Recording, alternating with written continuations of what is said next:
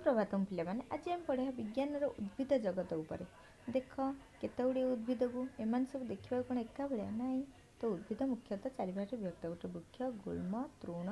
लता वृक्ष क्या कहवा वृक्ष हूँ जो मैंने बहु वर्ष धरी बंची था कांड तर मोटा और खूब टाण थाए कांडर अनेक शाखा बाहर यथा नड़िया बर खजूर इत्यादि गुल्म हूँ वृक्ष छोट उद्भिद गुल्म कहते एगुड़िक 1 वर्ष अधिक वर्ष बंची था एम हूँ मंदार किया अमृतभंडा तृण हूँ खूब छोट उद्भिद को तृण कहवा एम कांड नरम एम कम दिन बंचन धान गहम आखु इत्यादि को तृण कहवा लता लता हूँ 2 भाग विभक्त गोटे हूँ लता गोटे हूँ आरोही लता लता शीत दिन भल बढ़ी था आरोही लता खरा दिन भल बढ़ी था एम कांड दुर्बल एम लटे कर बढ़ी था कखारु कलरा पोई इत्यादि कंटा जातीय उद्भिद केते गुड़े उद्भिद